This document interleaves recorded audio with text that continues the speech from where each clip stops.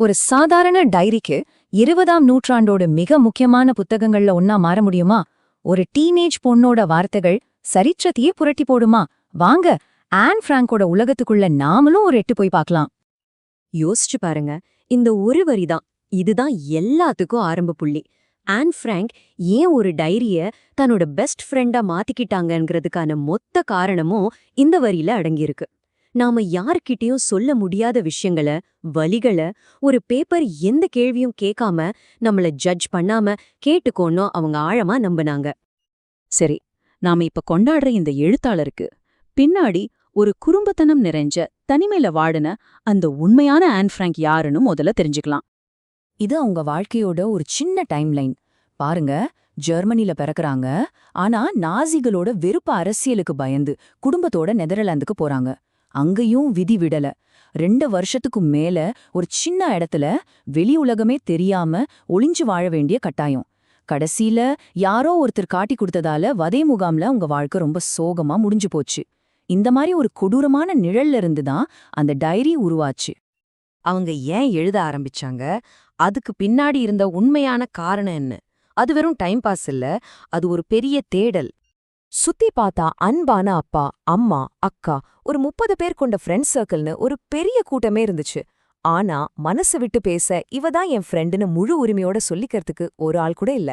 அந்த தனிமா உங்களை ரொம்பவே வாட்டுச்சு. எல்லார் கூடயும் சிரிக்க முடிஞ்சுது, ஆனா மனசுல இருந்ததை கொட்ட முடியல. அந்த தனிமைக்கு அவங்க கண்டுபிடிச்ச ஒரு தீர்வு தான் இந்த டைரி. இது வெறும் நடந்ததை எழுதுற ஒரு நோட்புக் மட்டும் இல்ல, அவங்க மனசுக்கு ரொம்ப ரொம்ப நெருக்கமான ஒரு தோழி. அந்த தோழிக்கு அவங்க செல்லமா வச்ச பேர் தான் கிட்டி. சரி, இப்ப கொஞ்சம் ஜாலியான ஒரு பகுதிக்கு வருவோம். ஆன் பிராங்கோட டைரியில இருந்து ஒரு சூப்பரான ஸ்கூல் சம்பவம்.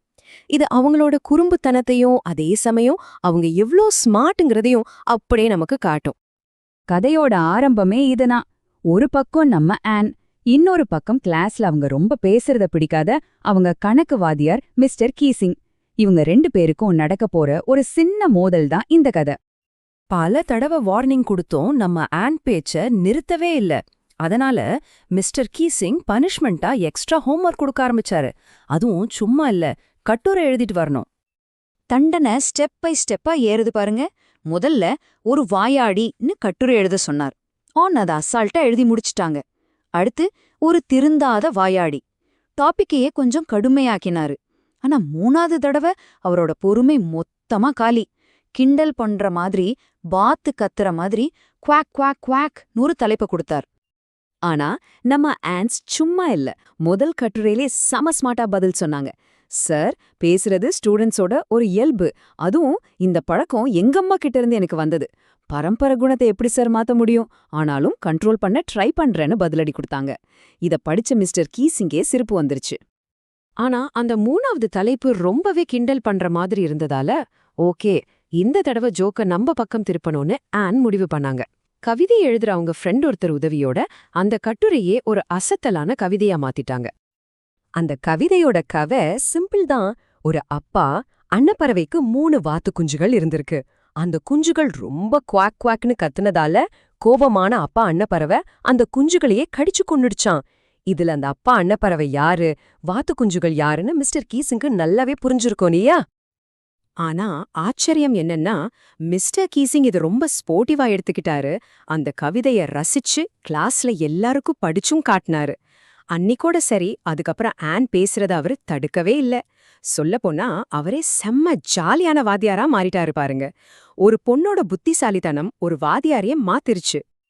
அந்த குறும்புக்கார புத்திசாலி மாணவியோட கதை ஒரு பக்கம் இருக்கட்டும். அவங்க எழுதின அந்த டைரி எப்படி ஒரு அழியாத சரித்திர ஆவணமா மாறுச்சுன்னு இப்ப பார்க்கலாம். இந்த டைரியை எழுதினது அவங்களோட தாய்மொழியான டச்சுல. ஆனா இன்னைக்கு உலகத்துல பல டஜன் கணக்கான மொழிகள்ல இது மொழிபெயர்க்கப்பட்டு கோடிக்கணக்கான மக்களை போய் சேர்ந்திருக்கு. இதனாலேயே the diary of a young girl உலகத்துல அதிகம் வாசிக்கப்பட்ட ரொம்ப ரொம்ப முக்கியமான புத்தகங்கள்ல ஒன்னா இன்னிக்கும் நிலிச்சு நிக்குது. நாம பார்த்த அந்த ஜாலியான ஸ்கூல் பொண்ணுதான் எவ்ளோ முதிர்ச்சியான ஆழமான சிந்தனைகளை எழுதியிருக்காங்க. நாஜி ஆட்சியோட கொடூரத்துக்கு நடுவுல ஒரு சாதாரண குடும்பத்தோட அன்றாட வாழ்க்கை எப்படி இருந்துச்சு, அவங்களோட பயம், நம்பிக்கை, கனவுகள் இதையெல்லாம் எந்த ஒரு மிகைப்படுத்தலும் இல்லாம அப்படியே நமக்கு காட்டுற ஒரு கண்ணாடியா இந்த டைரி இருக்கு. கடைசியா இந்த கேள்வியோட நான் உங்களை விட்டு போறேன். ஒரு பேனா, ஒரு டைரி, இத மட்டும் ஆயுதமா வச்சுக்கிட்டு ஒரு சின்ன பொண்ணோட குரல் எப்படி பல தலைமுறைகளை கடந்து இத்தனை வருஷங்களுக்கு பிறகும் இவ்ளோ வலிமையா நம்ம மனசுல ஒலிச்சிட்டே இருக்கு? யோசிச்சு பாருங்க.